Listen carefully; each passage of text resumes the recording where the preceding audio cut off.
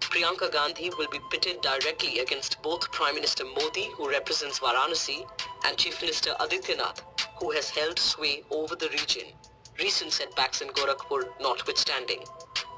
As Congress spokespersons insisted, Priyanka, often described as charismatic and an effective political communicator, would galvanize the party, particularly in Uttar Pradesh. In Amethi, party workers invoked comparisons with her grandmother, the late Prime Minister Indira Gandhi, reportedly coining a new catchphrase, Priyanka Gandhi Andhi hai, Dusri Indira Gandhi hai. It's not an appointment, it's a coronation, the BJP said, reiterating a point the Prime Minister often makes on the campaign trail. It is a public submission by the Congress party that Rahul Gandhi has failed as the Adhyaksh, as the president of the Congress party, and that's the reason as to why we have appointment of his sister today, Priyanka Vadraji. Is India one family or India is beyond one family is the question that the country is asking today. Fresh from his party's success in elections to the three Hindi heartland states last month, Rahul Gandhi is hoping that in Uttar Pradesh his party will not be reduced to a marginal player. While declaring that the Congress will not play on the back foot, he adopted a conciliatory tone towards what many believe would be a formidable alliance in Uttar Pradesh. The Congress, remember, has been kept out of the SP-BSP RLD tie-up in the state. Congress party back foot पे कहीं नहीं खेलने वाली। Congress party front foot पे खेलेगी। तो मैंने पहले भी कहा, मायावती जी और अखिलेश जी का मैं पूरा आदर करता हूँ। मायावती जी और अखिलेश जी ने अपना गठबंधन बनाया और हम तीनों का लक्ष्य बीजेपी को हराने का। तो हमारा कोई मायावती जी और अखिलेश जी की कोई दुश्मनी नहीं है, प्यार है, मगर हमें कांग्रेस पार्टी की विचारधारा के लिए लड़ना है। तो अब हम उत्तर प्रदेश में पूरे दम से लड़ेंगे। अगर वो बातचीत करना चाहते हैं आगे, कोई प्रॉब्लम नहीं। Uttar Pradesh remains key to the BJP's re-election chances, a fact underscored by this statistic. 1 in every 4 BJP MPs comes from Uttar Pradesh.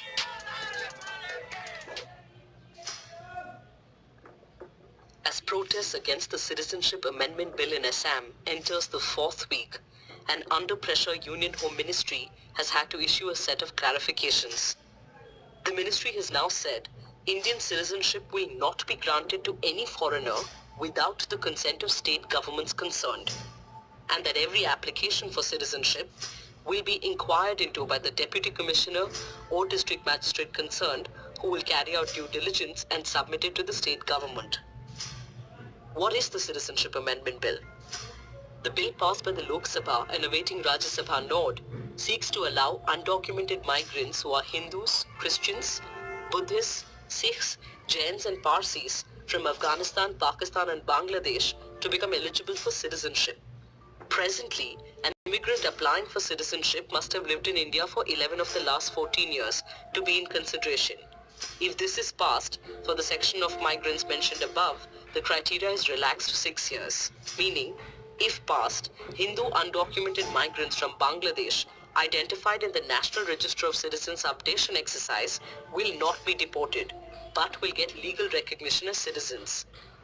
This, indigenous Assam group say, is against the letter and spirit of the Assam Accord, which commits to identifying and deporting all illegal migrants, something which is expected to be carried out once the NRC is updated. The Home Ministry spokesperson though clarified that to be eligible for the relaxed criteria for citizenship, the applicant should have been subjected to religious persecution in any of these 3 countries they come from, and the inquiry by the state government must establish that. The Home Ministry is also reportedly considering a proposal to provide incentives to those people who want to settle anywhere in India except the Northeast. Data released by the National Center for Disease Control shows 49 swine flu deaths in the first 2 weeks of this month alone. 1,694 new cases of swine flu have been reported in the period. States have been put on high alert following the spike in cases. Of the 49 deaths, 31 have been reported from Rajasthan. Swine flu is a respiratory disease caused by a strain of the H1N1 influenza. The strain originated in pigs, hence the name, but is now a human disease, the symptoms of which are similar to those of a seasonal flu. They include fever, cough, sore throat, body aches and chills. Pregnant women, children under 5, the elderly and those with serious medical ailments and impaired immune systems are susceptible to the flu.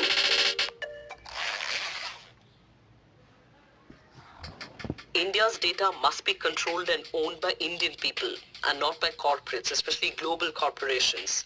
For India to succeed in this data-driven revolution, we will have to migrate the control and ownership of Indian data back to India.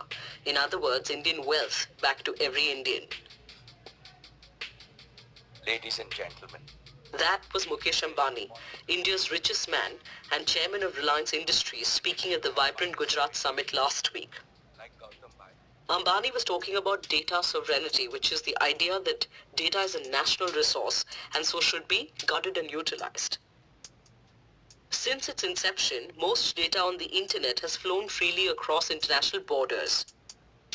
But as more and more of the human population comes online and with big data, machine learning and artificial intelligence requiring huge data sets, countries and corporations have started to pay closer attention to who actually gets to own, store and use data.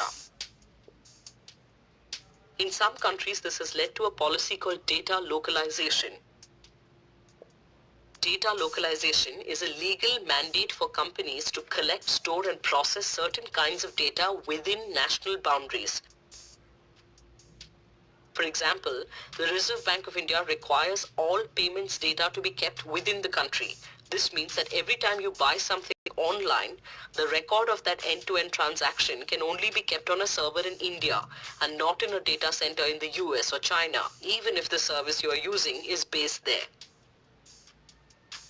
Which is often the case today because of the high cost of setting up local servers capable of handling the colossal bandwidth that a country like India with its 460 million users could demand.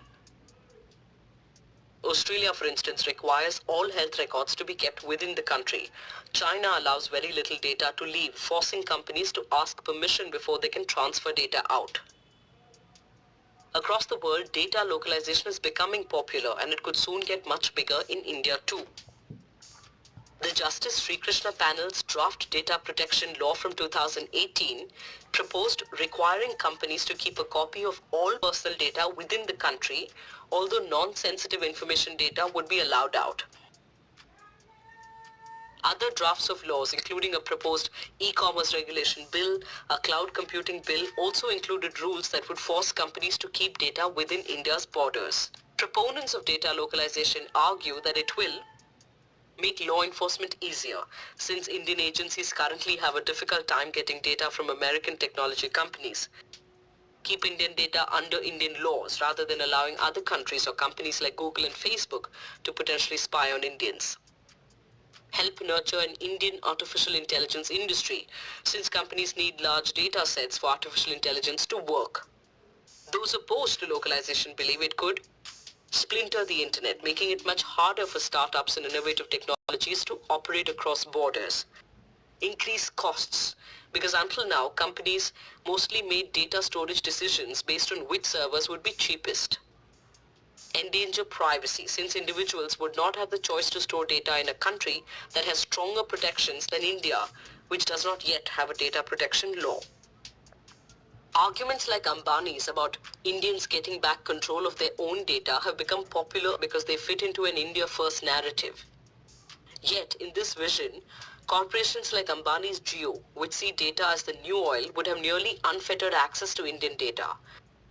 Considering the government's lackadaisical attitude to data protection as displayed with the Aadhaar project, many questions have been raised about whether that would indeed benefit all Indians or just some Indian companies.